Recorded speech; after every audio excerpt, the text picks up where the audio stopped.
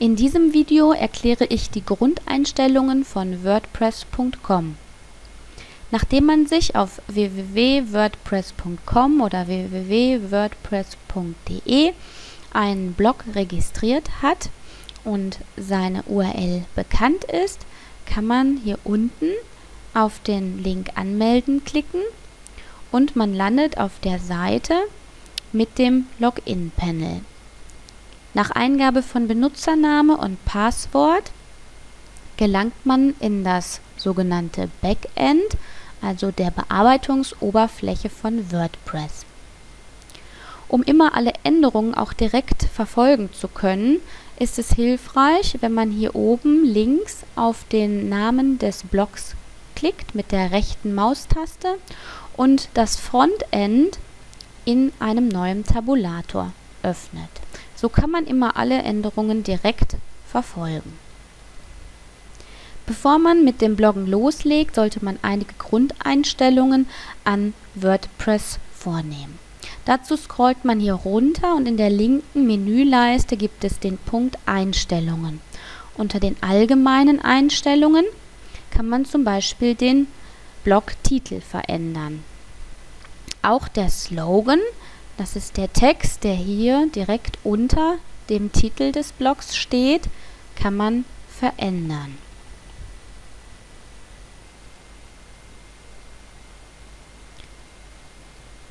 Außerdem kann man das Datumsformat anpassen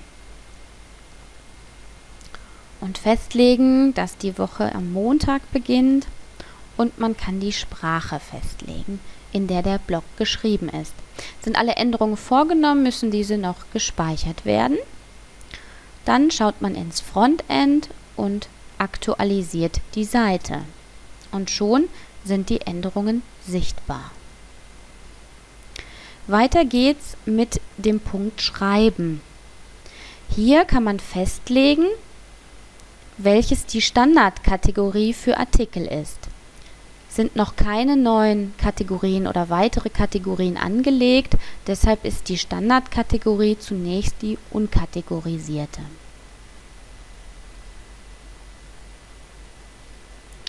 Unter dem Punkt Lesen kann man festlegen, ob auf der ersten Seite des Blogs der letzte Artikel angezeigt wird oder eine statische Seite. Welche Seite kann man dann hier auswählen? Im Moment gibt es nur eine Seite, die About. Oder man könnte eine Beitragsseite auswählen, eine ganz spezielle, zum Beispiel eine Willkommensseite. Wenn ich das jetzt einfach mal abspeichere und in die Vorschau gehe, wieder aktualisiere, dann wird diese About-Seite angezeigt. Weiter unterhalb des Punktes Lesen kann man einstellen, ob der Blog durch Suchmaschinen indiziert werden soll oder nicht.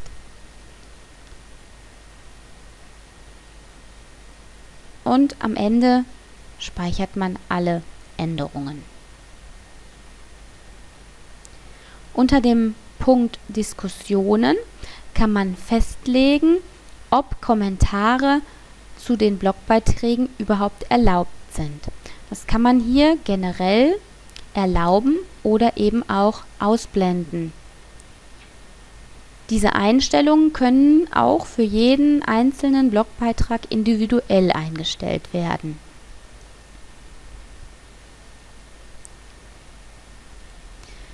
Hier kann man auch einstellen, wann man eine E-Mail erhalten möchte. Zum Beispiel, wenn jemand einen Kommentar geschrieben hat, wenn ein Kommentar auf Freischaltung wartet oder wenn mir jemand auf meinem Blog folgt.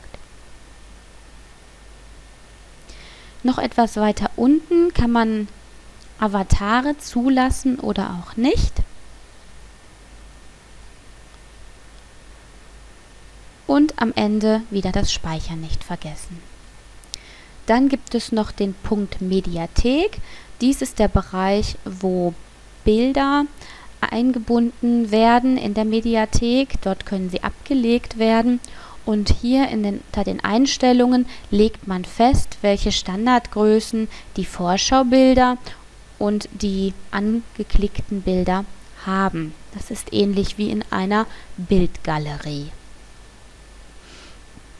Interessant noch der Punkt Sharing. Hier kann man die verschiedenen sozialen Netzwerke in seinen Blog einbinden. Standardmäßig sind diese Dienste eingebunden und werden unter den Blogbeiträgen so angezeigt.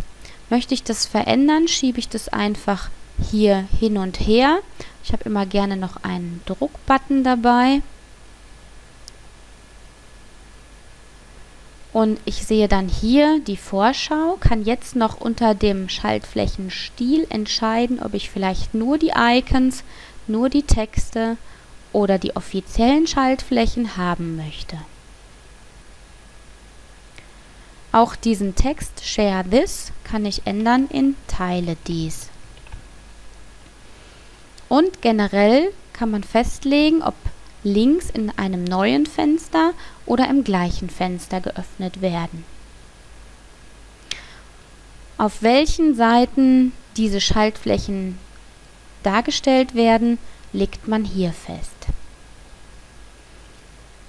Am Ende wieder das Speichern nicht vergessen. Am Ende noch ein Blick auf das Frontend. Hier sieht man jetzt die Buttons.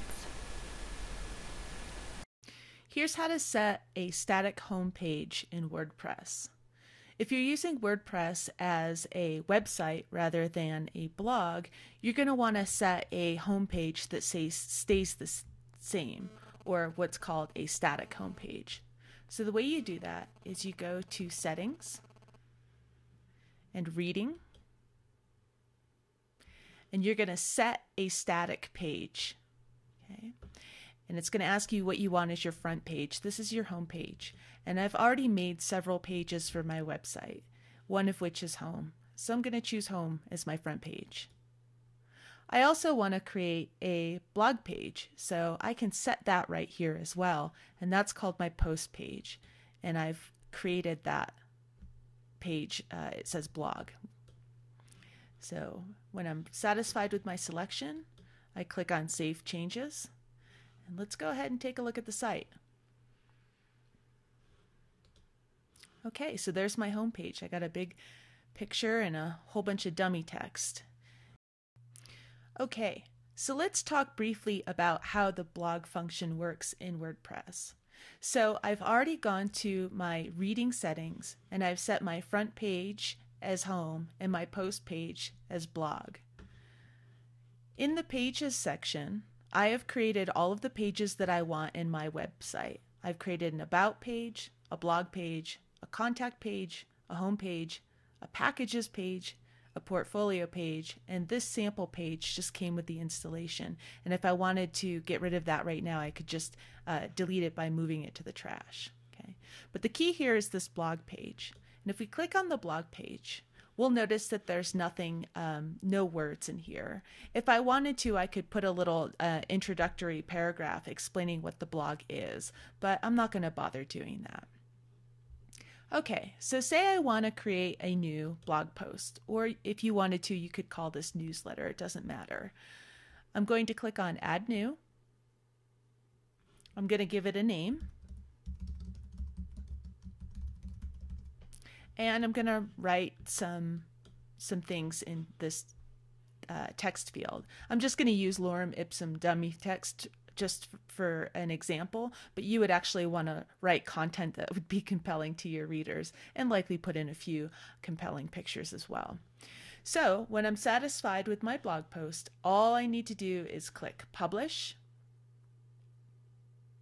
and that's it. Now, if I go back to my website, here we are at the home page.